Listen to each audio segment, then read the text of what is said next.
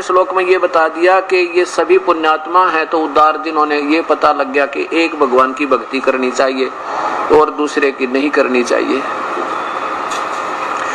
और उन पुण्यात्माओं ने ये भी समझ में आ गया कि परमात्मा की भक्ति बिना ये जीवन अधूरा है, इसका कोई फायदा नहीं। इस मिट्टी का इसमें मालिक मिल गया तो परमात्मा की प्राप्ति होगी तो इसका सफल है, नहीं तो चाहे पृथ्वीपति हो जाए उसका कोई लाभ नहीं। अपने ही पुण्य से राजा बनेगा, अपने पाप से पशु बनेगा, तो ये तो अपना ही किया हुआ भोग रहे थे। अगर इसमें हम और कुछ बना पाएंगे तो समझो इस मानव शरीर का हमने लाभ उठाया, अन्यथा इसका कोई लाभ नहीं।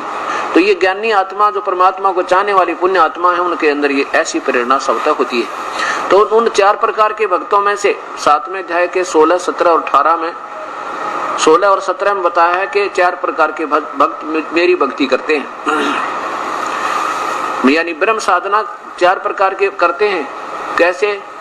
एक तो अर्थार्थी, अर्थार्थी वो होते हैं जैसे अपने धन लाभ के लिए, व्यापार में फायदे के लिए और वेदों के अनुसार जंतर मंत्र मुझे मुख्य मान कर करते हैं, वो तो केवल उसी झंझट में लगे रहते हैं, वो भक्ति योग्य नहीं है।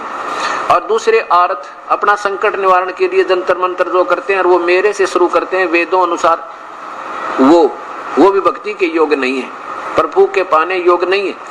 और तीसरे नंबर के जिज्ञासु, जिज्ञासु वो होते हैं जिन्होंने 4 वेद घोट लिए, कंठस्थ याद कर लिए, जिसने 25 वाणी 100 वाणी घोट ली किसी ग्रंथ की और फिर डटा नहीं डटा दुनिया में प्रभु पाकता फिरे और भक्ति अंश भी नहीं उसके पास, वो जिज्ञासु कहलाते हैं। और चौथे नंबर के ज्ञानी वो हैं जिनको ये पता लग गया, पूरे शास्त्र पढ़ लिए वेदों को, क्योंकि गीता जी बोला जा रहा है और वेदों की तरफ संकेत है। वेद ही शास्त्र हैं जो प्रभु के पाने और उसके जानने के लिए, और वेदों के ये ब्रह्म तक का तो उनकी भक्ति का ज्ञान है वेदों में। और पूर्ण ब्रह्म और परब्रह्म की, पूर्ण ब्रह्म की पूरी व्यवस्था है कि वो परमात्मा कोई और है, उसका संकेत भी है और उसका नाम कबीर है, ये भी लिखा। वो सतलोक में रहता है, वो मनुष्य सदृश है, मानुष जैसा शरीर है, ऐसा 4 वेदों में ठोक ठोक का प्रमाण है। अब जिन्होंने ये ज्ञान हो गया कि परमात्मा की भक्ति के बिना, चौथे वेदों को पढ़कर ये सोच लिया कि भक्ति करे बिना मनुष्य जीवन व्यर्थ है और भक्ति आन देवताओं की व्यर्थ, ब्रह्म और परब्रह्म और नीचे के तीनों गुण ब्रह्मा विष्णु महेश की भक्ति भी व्यर्थ बताई वेदों ने। तो उन्होंने वेदों को पढ़कर अपनी सोच से ये सोच लिया, क्योंकि वेदों में क्या है, क्योंकि ये कमी नहीं है उनमें। जैसे कई बार अक्सोज करना भाई निकल जाती है मेरे से, भाई जून भैया त्रुटि रही, त्रुटि नहीं कह सकते।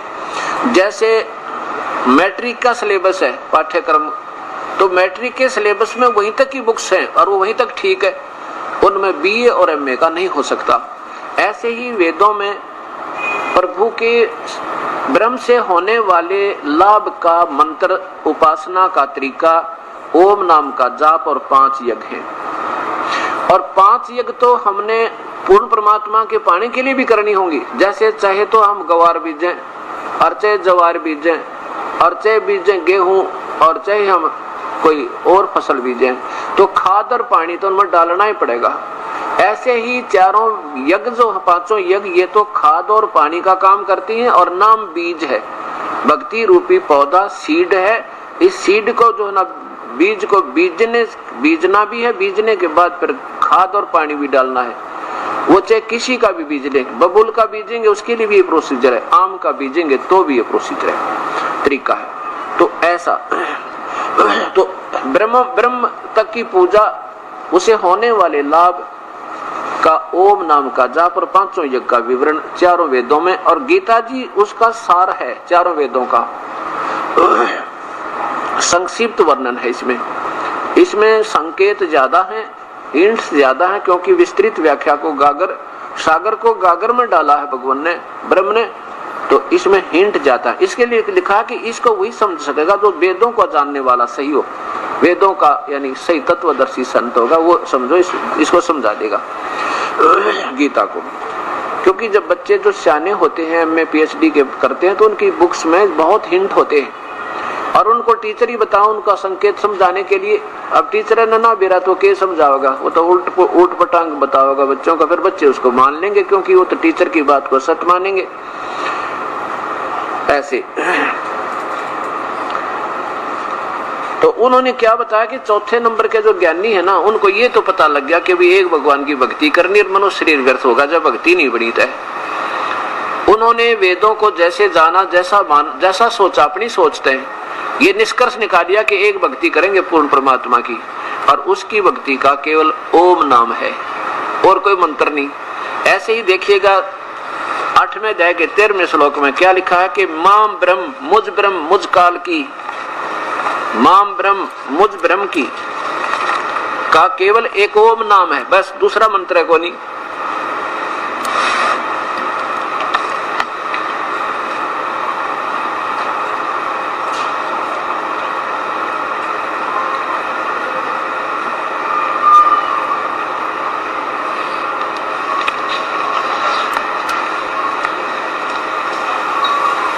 अध्याय नंबर 8 का और श्लोक नंबर 13 देखो नीचे ही,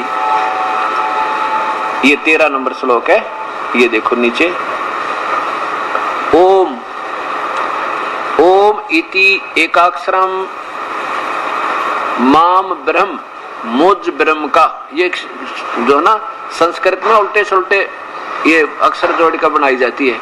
माम ब्रह्म मुझ ब्रह्म का, व्यवहारन माने उच्चारण करके, अनुसमरण माने केवल स्मरण करने का, एकम अक्षरम ओम, ओम केवल ओम, यही, इति माने यह, एक अक्षरम बस एक मंत्र है, एक नाम है मेरा, माम माम ब्रह्म मुझ ब्रह्म का, व्यवहारन माने उच्चारण करके, अनुसमरण माने स्मरण करने का। और वो कैसे करना है, नो नहीं हठ योग करके नहीं, काम करते करते चलते फिरते अंतिम श्वास तक, ये प्रयाति तजन देहम, देह छोड़ने तक, आखिरी श्वास तक नाम जपते रहना होगा। और स याति परमाम गतिम, वो मेरी परम गति को प्राप्त होता है, वो मेरे वाली परम गति को, यानी मैं जितना लाभ दे सकता हूं ना, उससे वो मेरी परम गति को ये प्राप्त होगा जो ओम नाम का, केवल ओम नाम और कोई मंत्र ही नहीं है, पूजा का करता है तो मेरी परम गति को प्राप्त होता है। यानी जितना मैं लाभ दे सकता हूं उतना भी लाभ उसको जब मिलेगा जब केवल एक ओम नाम का जाप वो करेगा। और अपने द्वारा मिलनी, अपने द्वारा यानी काल से ब्रह्म से जो मिलनी है राहत, उसको तो घटिया बताता है कि वो भी अच्छी कोई ना। ये देखिए अब 7वें अध्याय का 18वां श्लोक देखो, 7वें अध्याय का 18वां श्लोक क्या कहता है, ये काल ब्रह्म के वो ज्ञानी आत्मा है, वो है तो अच्छी बेचारी, क्योंकि वो भगवान के लिए सिर देना भी स्वीकार कर लिया कि चाहे शरीर भी नष्ट हो जाए, हजारों वर्षों तक ओम नाम के जाप का दिन रात भजन किया, लेकिन उनको वो तत्वदर्शी संत नहीं मिला जो इन सब मार्ग को ढंग से बता सकता, वो ना मिला, जिसके कारण वो बेचारी भोली आत्मा मेरी ही घटिया परम, मेरे से मिलने वाली घटिया राहत यानी अनुत्तम परम गति को, मेरे से मिलने वाली अनुत्तम घटिया राहत में ही सीमित रहे, आश्रित रहे, उनकी जन्म मृत्यु होती रही। घटिया लिखा भगवान ने, देखिएगा, उदारा सर्वे एवं उदारा माने सिर दे दे, उदार माने कति नेक आत्मा, बहुत अच्छी आत्मा है, प्रभु के लिए शीश भी सौंप दे। उदारा सर्वम एव एते ज्ञानी तू आत्मा, ये जितनी भी ज्ञानी आत्मा हैं जिनको पता लग गया भक्ति करे बिना काम बने नहीं मनुष्य शरीर का, तो ये है तो अच्छी आत्मा।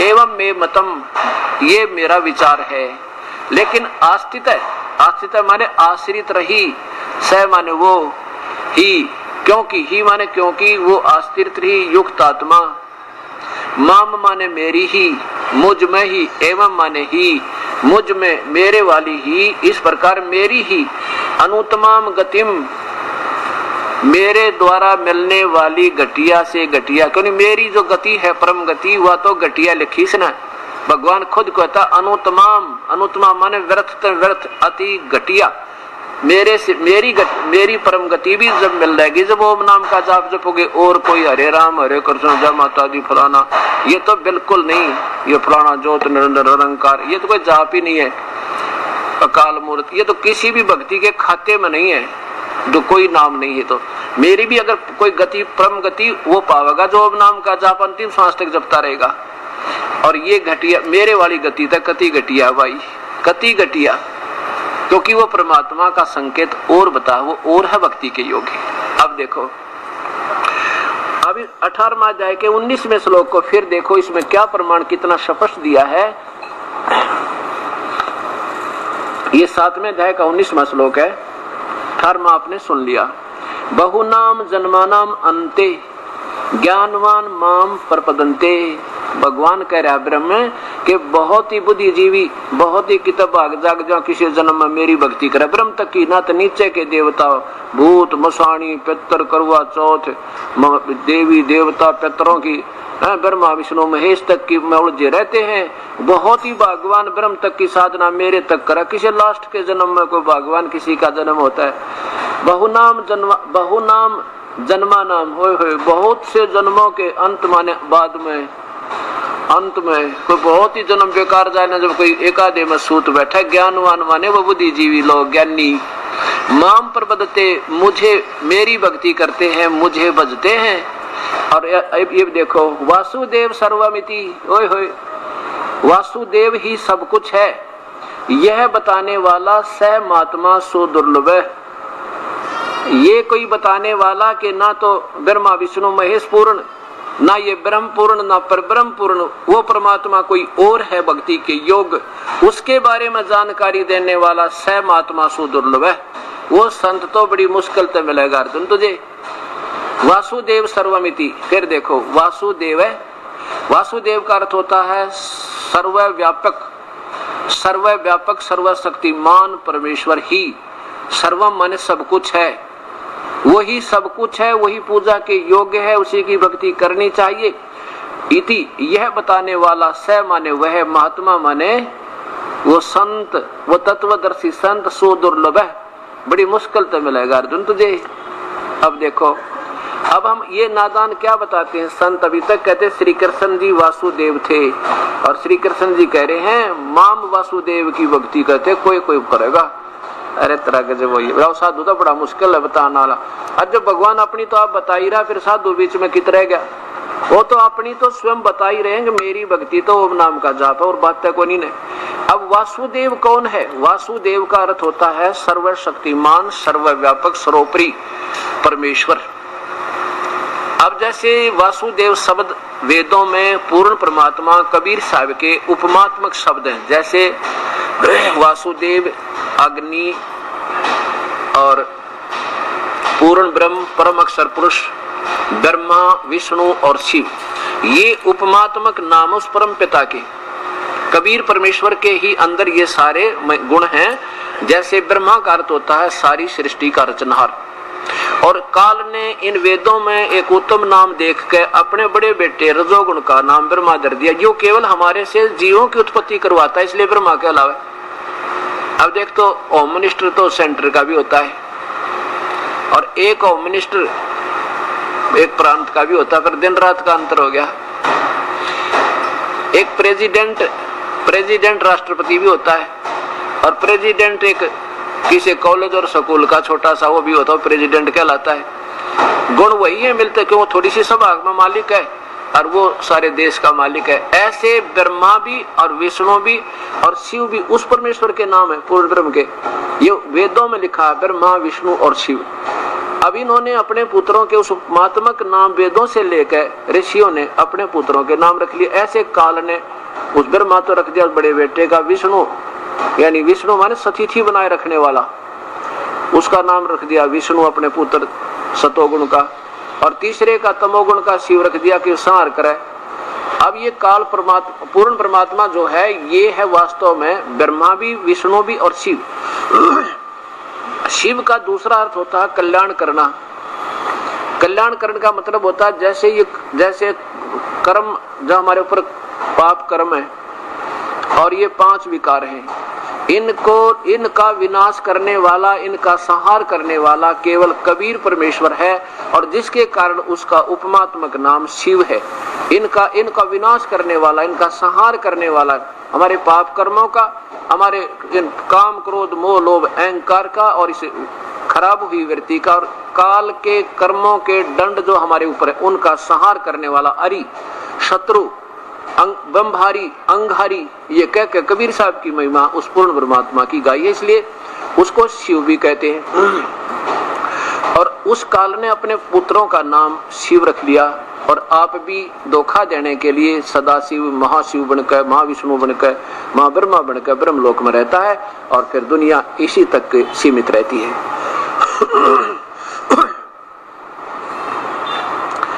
अब वासुदेव वो पूर्ण परमात्मा है। वासुदेव का अर्थ होता है वैसे सर्वव्यापक, यानी सबके ऊपर जिसकी प्रभुता है उसको सर्वशक्तिमान कहो, सर्वेश्वर कहो और चाहे वासुदेव कहो। तो श्री कृष्ण जी के पिता का नाम वासुदेव था। भगवान श्री कृष्ण जी के पूज्य पिताजी का नाम श्री वासुदेव था और वासुदेव ब्राह्मण लोग जैसे गुरु लोग रख दिया करते, वेदों को पढ़कर बेटा बच्चा हुआ है और वेदों में देखा वासुदेव रख दिया उनके पिता का नाम, तो वो वासुदेव नहीं था। जैसे श्री कृष्ण नाम रख रखा, ना जाने कितना ने भगवान श्री कृष्ण की महिमा देख के, तो वो कृष्ण नहीं है जिन अपने बेटे का नाम श्री कृष्ण कर लिया, वो ओरिजिनल कृष्ण नहीं है वो। ऐसे ही वासुदेव नाम श्री कृष्ण जी के पूज्य पिता का था और वो वासुदेव वेदों में लिखे हुए नाम को देख करके प्यारा नाम है इसलिए रख दिया था। श्री कृष्ण वासुदेव नहीं थे, सर्वव्यापक सर्वेश्वर नहीं थे, ये तो केवल एक ब्रह्मांड में एक विभाग के मंत्री और ऐसे ऐसे असंख्य ब्रह्मांड है जिनमें वो परमात्मा कुल पूर्ण परमात्मा वासुदेव है। अब इसके लिए समझने के लिए आप देखिएगा, सबसे पहले एक ब्रह्मांड का चित्र देखें। अब देखो ये पवित्र शास्त्र अपने जब समझ में आओगे, जब हम बच्चा की तरह कई बार पढ़ेंगे, ना जाने कितनी बार देखेंगे और फिर ऐसा हृदय में समा जाएगा, दूसरी बात नजर नहीं आवे और फिर दिल करेगा भगवान की भक्ति करने को। फिर चाहे कुछ हानि नुकसान भी हमारी अपनी नादानी से हो भी जाएगा तो दिल नहीं हट सकता भक्ति से कि इससे बड़ा भगवान नहीं और इससे बड़ी राहत नहीं मिल सकती। और नुकसान है तो हमारे ज्यादा पहाड़ टूटना था, थोड़े में टलेगा, तो फिर आपको भक्ति से वंचित नहीं हो सकते आप कभी भी। आपकी कई पीढ़ी का सुख होगा, कई पीढ़ियों तक का आपका कल्याण होगा। देखना अब ये देखिएगा, ये एक ब्रह्मांड है, ऊपर देखो पिंड, एक ब्रह्मांड अंड का लघु चित्र। और ये देखा हमने राधा स्वामी पंथ की पुस्तक पढ़ी, बोला उसी को एक अंड है, एक ब्रह्मांड है और एक पिंड है, तीन जगह बता रखी से एक स्थान की। ये तरह बुलाओ, ना उनका अपना कोई स्वानुभव, ना उनका शास्त्रों का ज्ञान भी कलेक्ट ठीक नहीं कर पाए, तो ऐसे इन भोली आत्माओं को उलझा दिया। अब यहाँ देखो, ये ही एक इसको अंड कहो क्योंकि इसकी इलिपिकल शेप है अंडे जैसा, और इसको पिंड इसलिए कहते हैं कि ये शरीर में इसकी व्यवस्था जो की तो है। जैसे टीवी के अंदर हम अपने केवल पृथ्वी के वो देख सकते हैं जो कार्यक्रम हो रहे, ऊपर के लोगों के अभी टीवी में नहीं आ पा रहे, नहीं कैच कर पा रहे। तो ऐसे इस ब्रह्मांड में केवल हम इस शरीर में एक ब्रह्मांड में जो हो रहा है ना, इन कमलों के माध्यम से अंदर शरीर में कमल बने हैं उनके माध्यम से देखते हैं, इसलिए इसको पिंड भी कहते। शरीर, पिंड माने शरीर। तो ये एक ब्रह्मांड है और इसमें ये काल यहाँ बैठा है, महाब्रह्मा महाविष्णु महाशिव, महाब्रह्मा महाविष्णु महाशिव रूप बनाकर और अपनी पत्नी दुर्गा को ये महालक्ष्मी महा पार्वती मां सावित्री रूप में रख के एक एक पुत्र का उत्पन्न, एक एक पुत्र को, ये सतोगुण प्रधान क्षेत्र है, ये तमोगुण प्रधान क्षेत्र है, ये रजोगुण प्रधान क्षेत्र है। और जिस गुण प्रधान क्षेत्र में ये जब इसमें रहते हैं तो ब्रह्मा की अपने पुत्र की उत्पत्ति करते हैं दुर्गा, और ये काल उसको रजोगुण बना देते हैं और उसका नाम फिर ब्रह्मा रख के और उसको बेहोश कर देते हैं जब तक ये जवान होता, कहीं तुम्हारा भेद ना पता लग जा। ऐसे फिर तमोगुण सतोगुण प्रधान क्षेत्र में आते हैं काल और ये दुर्गा शेरा वाली, तो यहाँ से जो पुत्र उत्पन्न होता है उसको सतोगुण बनाकर विष्णु नाम रख देते हैं। और फिर जब ये थोड़े से बालक होते हैं, जानने योग्य होने लगते हैं, तभी इनको बेहोश करवा देता है ये काल अपनी दुर्गा थे। और फिर ये ऐसे तमोगुण में ये सदाशिव महाशिव रूप में इसमें काल रहता है और यहाँ दुर्गा को अपनी पत्नी मां पार्वती रूप में रखकर जो पुत्र उत्पन्न करते हैं उसको तमोगुण बनाकर और उसका शिव नाम रख देते हैं। अब देखो पूरा ये एक ब्रह्मलोक, इसमें ये देखिए महाविष्णु काल रूप में काल और ये महाशिव रूप में काल, मां ब्रह्मा रूप में ये काल। और फिर इन तीनों पुत्रों को जब शाने हो जाते हैं, बड़े जवान होते हैं, तो यहाँ नीचे 3 लोक और रचना की हुई है। इनमें वो इसमें विष्णु को अपने पुत्र को और साथ में इनकी शादी कर देते हैं 3 लड़कियां, ये देवी अपने ही 3 रूप बनाकर सागर में छुपती है। ये कथा सुनाऊंगा आपको जब सामने आएगी।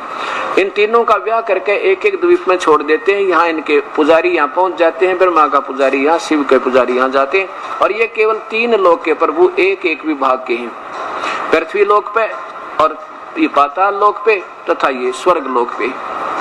एक ब्रह्मांड में केवल ये एक एक विभाग के मंत्री हैं, और वो भी 3, इस एक ब्रह्मांड में 3 लोकों के ऊपर। कौन कौन से लोक? ये पृथ्वी लोक, स्वर्ग लोक और नीचे एक और लोक है जिसमें प्राणी रहते हैं, जो इसके अंतर्गत आते हैं। वैसे तो इसमें काफी 88,000 और खेड़े, पर वो इनकी रेंज से बाहर है, वो पर ये उन पर प्रभु नहीं है।